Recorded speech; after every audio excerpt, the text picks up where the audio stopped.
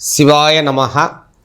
முப்போதும் திருமேனி தீண்டும் ஆதி சைவர்கள் குலத்தில் சுந்தரமூர்த்தி சுவாமிகளினுடைய வழி வழி வழி வழி தோன்றல் திருவான்மியூர் அடியார்க்கு அடியன் சந்தோஷ் திருமேனி சிவாச்சாரியார்.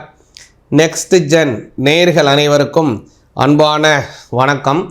வரக்கூடிய அந்த விசுவாவசு வருடம் ஆனி மாதம் அருமையான மாதமாக அமையுது. இது கவனிச்சிங்க அப்படின்னா ஜூன் மாதம் 16ஆம் தேதியிலிருந்து ஜூன் மாதம் 15ஆம் தேதி 2025 ஜூலை மாதம் 16ஆம் தேதி 2025 வரை ஒரு மாத காலங்கள், இந்த 31 நாள் கவனிச்சிங்க அப்படின்னா இந்த ஆனி மாதம் வருதுங்க. இந்த ஆனி மாதத்தில் என்ன ஒரு சிறப்பு அப்படின்னு பார்த்தீங்க அப்படின்னா, கும்பாபிஷேகம் செய்வதற்கு ரொம்ப சிறப்பான மாதமாக அமையக்கூடியது இந்த ஆனி மாதம். மிதுன மாதம், ஜேஷ்ட மாதம் அப்படின்லாம் சொல்லுவாங்க இதில். அதனால் இந்த ஆனி மாதம் கும்பாபிஷேகம் செய்வது, இறைவன் வழிபாடு செய்வது அப்படிங்கிறதுக்கெலாம் ரொம்ப அற்புதமான சிறப்பு. அதாவது நடராஜருக்கு பார்த்திங்கன்னா இந்த ஆனி மாதத்தில் தான் திருமஞ்சனம் நடக்கும். ஆனி திருமஞ்சனம் ரொம்ப சிறப்பு வாய்ந்தது. அதனால் இன்னொரு சிறப்பு என்னென்னு கேட்டிங்கன்னா, இந்த வரக்கூடிய இந்த விசுவாவசு வர ஆனி மாதத்தில் நிறைய சுபமுகூர்த்த தினங்கள் அமையுதுங்க. அதாவது ஜூன் மாதம் 27ஆம் தேதி வெள்ளிக்கிழமை, ஜூலை மாதம் 2ஆம் தேதி புதன்கிழமை, ஜூலை மாதம் 7ஆம் தேதி திங்கட்கிழமை, ஜூலை மாதம் 13ஆம் தேதி ஞாயிற்றுக்கிழமை, ஜூலை மாதம் 14ஆம் தேதி திங்கட்கிழமை, ஜூலை மாதம் 16ஆம் தேதி புதன்கிழமை, எல்லாமே சுப முகூர்த்த தினங்கள். அதனால் இந்த ஆனி மாதம் அப்படிங்கிறது திருமணத்தை செய்வதற்கு உகந்தமான மாதம். கிரகப்பிரவேசம் செய்வதை மட்டும் இதை கொஞ்சம் தவிர்ப்பது நல்லது. நம்ம பெரியவங்க எல்லாம் கவனிச்சிங்க அப்படின்னா இந்த ஆனி மாதமும் பங்குனி மாதமும் பெரும்பாலும் கிரகப்பிரவேசம் செய்ய மாட்டாங்க. ஆனால் இந்த 2 மாதத்தில் கல்யாணம் நடக்கும், கும்பாபிஷேகங்கள் நடக்கும், மற்ற சுபகாரியங்கள் எல்லாமே நடக்கும். ஆனால் இந்த வீடு கிரகப்பிரவேசம் செய்வதை மட்டும் நமது முன்னோர்கள் தவிர்ப்பார்கள். அதே போல் நம்ம இந்த மாதத்தை தவிர்ப்பது நல்லது. மற்ற விஷயங்கள் எல்லாத்துக்குமே இந்த மாதம் ரொம்ப ஏற்புடையதாக இருக்குதுங்க. அடுத்ததாக கவனிச்சிங்கன்னா, இந்த மாதத்தில் முக்கியமாக சொல்லணும் அப்படின்னா, அதாவது மேஷராசியிலே தான் சுக்கிர பகவான் சஞ்சாரத்தை ஆரம்பிக்கிறாரு. அதே மாதிரி மிதுன ராசியிலே சூரியன் புதன் குருவினுடைய சேர்க்கை முதல்ல இருக்குது. அதே போல் சிம்ம ராசியில் கவனிச்சிங்கன்னா செவ்வாய் கேதுவினுடைய சேர்க்கை இருக்குது. அதே மாதிரி கும்பராசியில் பார்த்திங்கன்னா சனி பகவானும் ராகு பகவானும் முழுவதுமாக போயிட்டுருக்காங்க இந்த மாதத்தில். அதனால் இந்த மாதம் ரொம்ப அருமையான மாதமாக இருக்குது. இந்த மாதத்தில் 3 விதமான கிரக பெயர்ச்சிகள் இருக்குது. அதாவது ஜூன் மாதம் 22ஆம் தேதி கவனிச்சிங்கன்னா சுக்கிர பகவான் அவர் ரிஷபராசிக்கு மாறுறாரு. 29ஆம் தேதி பார்த்திங்கன்னா கடகராசிக்கு புத பகவான் வராரு. அதே போல் ஜூலை மாதம் 3ஆம் தேதி கடகத்தில் இருக்கக்கூடிய புத பகவான் வக்ரம் அடைகிறார். அதனால் இந்த விதம் 3 விதமான பிளானட்டரி பொசிஷன்கள் மாற்றங்கள் ஏற்படுது. இதன் மூலமாக இந்த மாதத்தில் உங்களுடைய ராசிக்கு என்ன பலன் கிடைக்குது, எந்த சாமியை கும்பிடணும், எந்த விதமான நன்மைகள் இருக்குது, எதிலெல்லாம் கவனமாக இருக்கணுங்கிறத விரிவாக பார்ப்போங்க. மீன ராசி ஆகிய உங்களுக்கு இந்த ஆனி மாதம் விசுவாவசு வருடம் 2025 என்ன பலன் அப்படிங்கிறத இலாபரேட்டாக விரிவாக கவனிங்க. முதல்ல இந்த மீனராசிக்காரங்களுக்கு இந்த மாதம் அப்படிங்கிறது உங்களோட ராசிநாதன் குரு பகவான் 4ஆம் பாவத்தில் அஸ்தமனம் ஆகிறாரு. இதில் கொஞ்சம் விஷயங்கள் இருக்குது. அதில் ஒரு நன்மை இருக்கக்கூடிய விஷயம் என்னன்னு கவனிச்சிங்க அப்படின்னா, 2ல் இருக்கக்கூடிய சுக்கிரன், அது ஒரு பெரிய ப்ளஸ்ஸுங்க உங்களுக்கு. அடுத்ததாக 11ல் இருக்கக்கூடிய சந்திரன். இந்த மாதம் ஆரம்பிக்கிறப்ப சந்திரன் 11ல் இருந்தால் உங்களுக்கு ஆரம்பித்து வைக்கிறார். அதனால் லாபம் உயரும் மீனராசிக்காரங்களுக்கு, அதில் குறைவே இல்லை. முக்கியமாக கவனிச்சிங்கன்னா 6ல் செவ்வாய் கேதுவினுடைய அஸ்தமனம், 12ல் ராகு செவ்வாய் உங்களுடைய ராசிநாதனாக கூடிய சனி பகவான் 7.5 சனி ஒரு பக்கம் நடந்துக்கிட்டு இருக்குது மீனராசிக்காரங்களுக்கு. அப்புறம் இந்த சுக்கிரன் 2ஆம் பாவத்தில் இருக்காருங்க.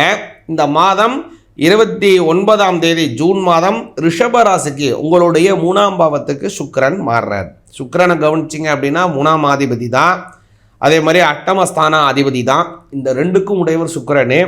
அவர் கவனிச்சிங்க அப்படின்னா 3ஆம் பாவத்தில் செல்லக்கூடிய காலம் அப்படிங்கிறது நல்ல வளர்ச்சிகள், நல்ல போற்றுதலான சூழ்நிலைகள், ஏற்றமான சூழ்நிலைகள் எல்லாத்தையுமே உருவாக்குவார்.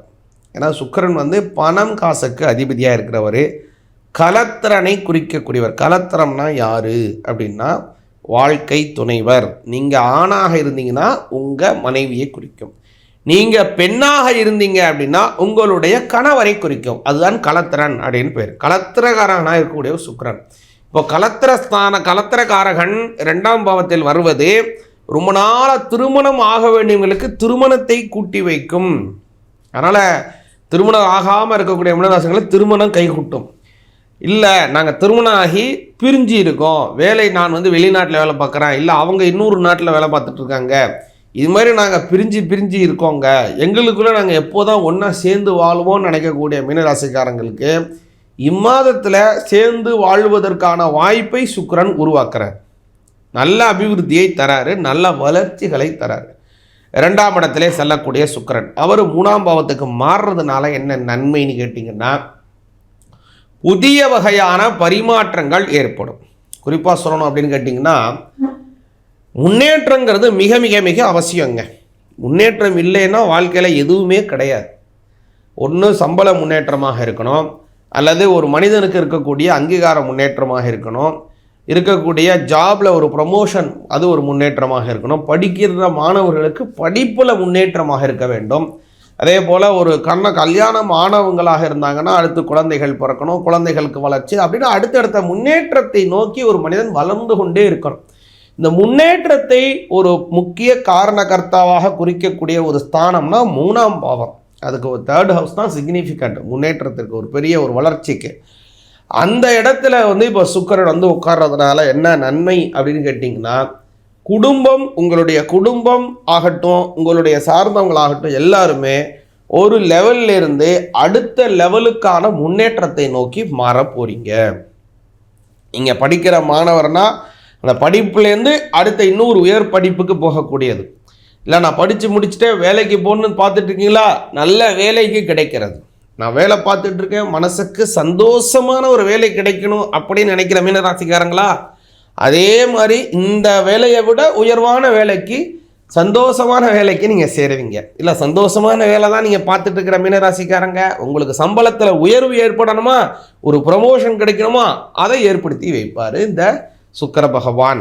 அதனால் சுக்கிர பகவான் மீனராசிக்காரங்களுக்கு ரொம்ப முக்கியமான கிரகம், அதிகமான நன்மைகளை தரக்கூடிய ஒரு முக்கிய கிரகம். அவர் நல்ல இடத்துல இருக்கார், அது ஒரு நல்ல அபரிமிதமான வளர்ச்சிகளாக ஆகுது. இதில் முக்கியமாக இன்னொரு நல்ல விஷயம் என்னன்னு கேட்டிங்கன்னா, குருவினுடைய அஸ்தமன காலம் போகுது. அதனால் ஒரு முதலீடு செய்வதில் 1க்கு 2 முறை யோசிச்சுட்டு முதலீடு பண்ணுங்கள்.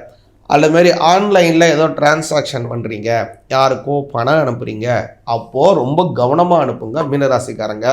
ஏதோ ஒரு விஷயத்தில் அது தவறாக போவதற்கு வாய்ப்பு இருக்குது. எதனாலனா குரு அஸ்தமன காலம், உங்களோட ராசிநாதன் சூரியனுடன் அஸ்தமனாகிறதுனால. அதேமாதிரி ஒரு சிலருக்கு அரசாங்க ரீதியாக சில அபராதங்கள் ஏற்படுவதற்கான வாய்ப்பு இருக்குது, அரசாங்க அபராதங்கள் ஏற்படுவதற்கு வாய்ப்பு இருக்குது. அதுலேயும் நீங்கள் ரொம்ப கவனமாக இருக்கணும். அதே போல் மீனராசிக்காரங்க முக்கியமாக இந்த மாதத்தில் செய்ய வேண்டிய ஒரு விஷயம் என்னன்னா, சனி பகவான் வழிபாடு, அடுத்ததாக பெருமாள் வழிபாடு. பெருமாளை வழிபாடு பண்ணணும். அதே மாதிரி இந்த மாதத்தில் கவனிச்சிங்கன்னா பெருமாளுக்கு உகந்த நிறைய தினங்கள் வருது. குறிப்பாக ஏகாதசி வருதுங்க இந்த மாதத்தில். ஏகாதசி கவனிச்சிங்கன்னா ஜூலை மாதம் 6ஆம் தேதி ஏகாதசி வருது. அந்த வளர்பிற ஏகாதசியில், அதே போல் ஜூன் மாதம் 21ஆம் தேதி கிருஷ்ணபக்ஷ ஏகாதசி. இந்த மாதிரி தினங்களில் பெருமாளுக்கு துளசியினால் அர்ச்சனை செய்து வந்தீங்க அப்படின்னா கர்ம வினை தோஷங்கள் போகும். மீனராசிக்கு வாழ்க்கையில் நல்ல முன்னேற்றம் ஏற்படும். கணவன் மனைவி இடையே நல்ல அன்பு ஏற்படும். ரொம்ப நாளாக திருமணமாகாமல் இருக்கக்கூடியவங்களுக்கு திருமணத்தை கூட்டி வைப்பார் பெருமாள் மகாவிஷ்ணு நாராயணர். அதனால் இந்த வழிபாடை செஞ்சு வாங்க, நல்ல பலனை அடையுங்க. சிவாய நமக.